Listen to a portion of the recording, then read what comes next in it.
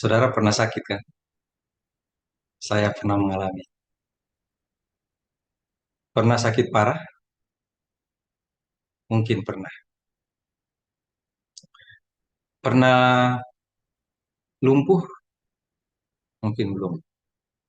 Dan jangan sampai terjadi. Tapi pernah nggak lihat saudara kita, orang lain yang kita kasihi, mengalami sakit lumpuh? Mereka sangat susah. Semua yang mereka mau lakukan, atau semua yang berhubungan dengan hidup mereka itu bergantung kepada orang lain. Kalau orang yang sakit itu, atau yang orang, terutama yang lumpuh, kalau dia lumpuh dan dia punya keluarga yang punya uang, maka bisa ada orang lain yang akan mengurusnya.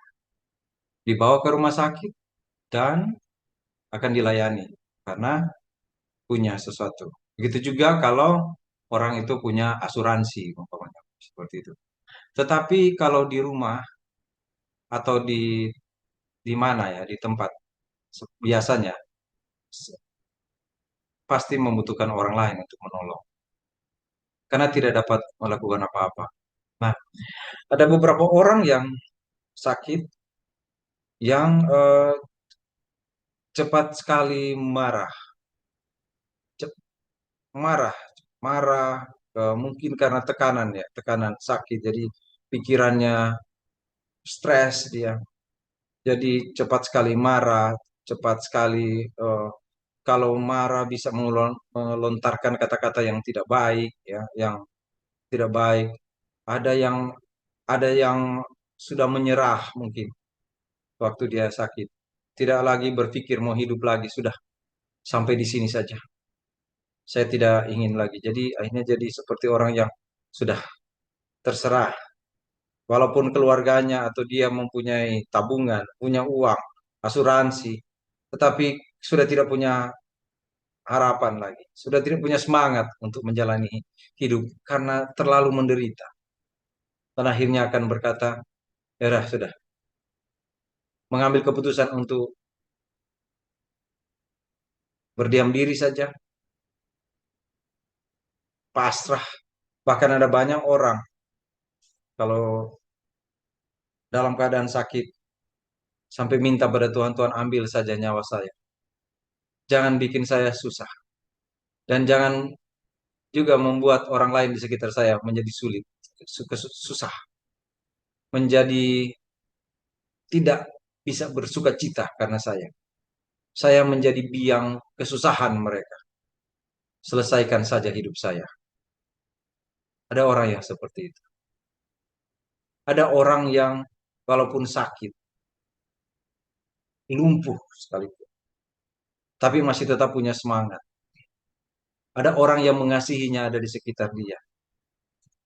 Atau dia memang adalah orang yang penting sehingga dia ada banyak orang yang harus peduli padanya. Karena dia orang penting. Bisa jadi dia punya dokter pribadi. Ada perawat-perawat yang memang harus mengurus dia karena dia seorang yang penting.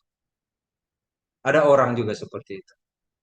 Tetapi dalam Matius pasal 8 ayat 5 sampai 13 tentang seorang hamba yang lumpuh.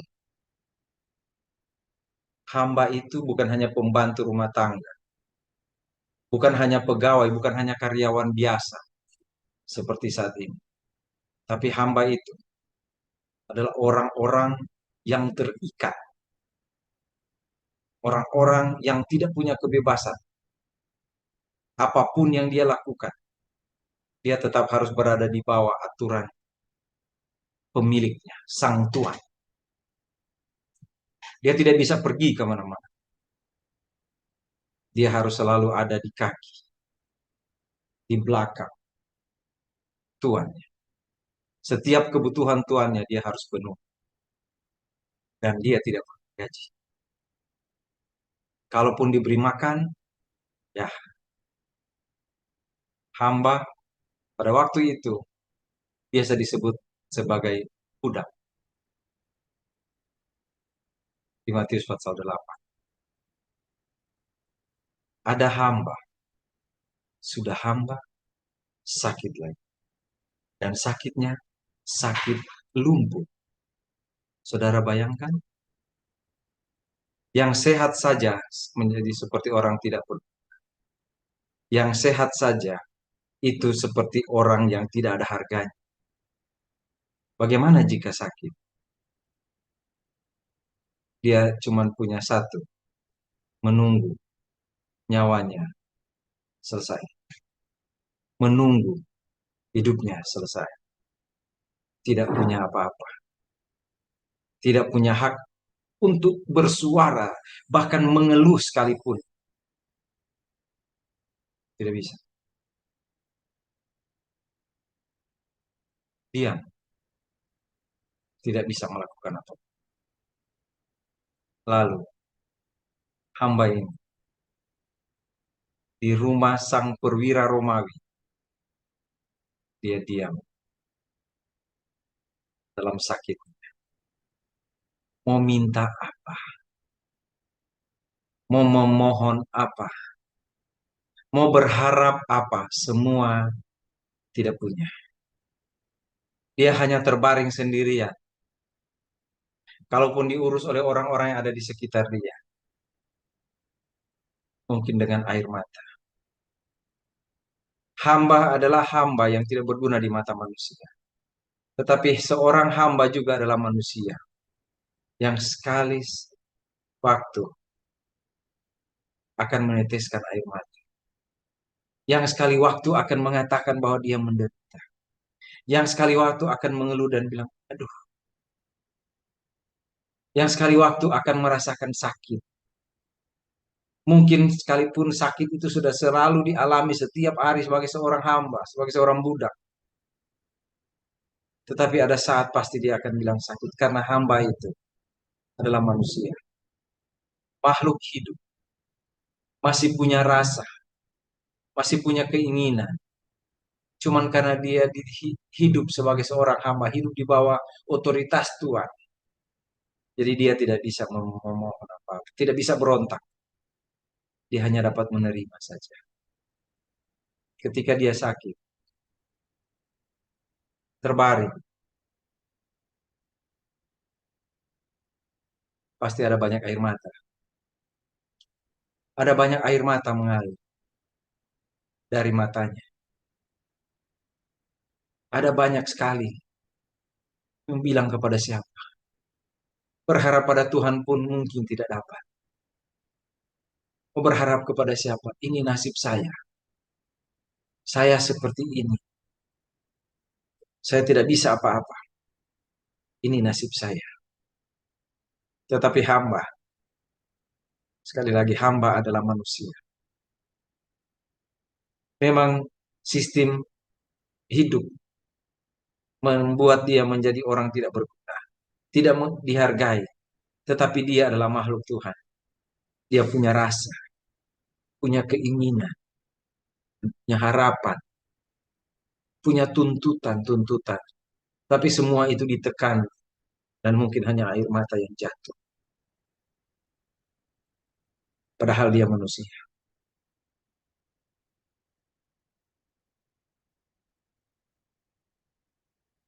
Hamba yang di rumah perwira ini mengalami sakit.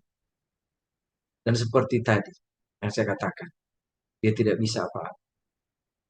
Mengeluh, memohon, berharap, itu pun sulit. Karena menggerakkan badan tidak bisa. Dia lumpuh.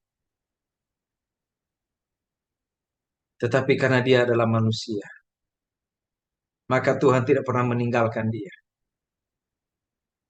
Tuhan tidak pernah meninggalkan orang yang oleh manusia lain dianggap tidak tidak punya sesuatu. Tidak. Tuhan tidak meninggalkan. Tuhan menempatkan dia dalam keadaan sakit. Tetapi Tuhan mengetahui hamba ini punya Tuhan yang memiliki iman. Tuhan tidak pernah membiarkan hamba ini. Karena Tuhan yang kepadanya sang perwira percaya menggerakkan sang perwira untuk mengasihi hamba ini. Menggerakkan sang perwira untuk mengasihi hamba. menggerakkan sang perwira untuk mencari Tuhan, untuk bertemu dengan Tuhan. Dan hamba yang diabaikan oleh manusia, yang tidak dianggap oleh manusia, perhatikan oleh Tuhan. Karena dia adalah manusia. Tuannya sang perwira bertemu dengan Tuhan. Dan dalam kepasrahan hamba itu, satu siang, tiba-tiba dia bisa menggerakkan Tuhan. Dia bisa bergerak. Dia sembuh. Seorang hamba yang bagi manusia lain tidak dianggap sebagai yang tidak berguna, tapi Tuhan peduli. Tuhan peduli. Tuhan peduli melalui tuannya, sang perwira, yang datang pada Tuhan Yesus meminta kesembuhan. Saudara, kita mungkin bukan hamba, bukan budak. Kita orang merdeka. Kita merasa kita bisa melakukan sesuatu. Kita rasa kita punya sesuatu. Kita tidak seperti hamba itu. Saudara, kalau si hamba diperhatikan Tuhan, apakah saudara juga akan diperhatikan Tuhan? Ataukah nanti Tuhan akan perhatikan saudara ketika saudara tidak merasa memiliki sesuatu? Karena sebenarnya kita sama dengan hamba itu. Tapi kita adalah manusia yang dikasihi Tuhan. Saudara punya sesuatu? Atau saudara tidak punya sesuatu seperti hamba itu? Tuhan akan tolong saudara seperti seorang hamba di rumah perwira, ditolong oleh perwira, bertemu dengan Tuhan. Karena semua itu digerakkan oleh Tuhan yang adalah pemilik segala sesuatu. Pemilik sang Tuan yang adalah perwira dan sang hamba yang tidak punya apa-apa. Tuhan adalah pemilik.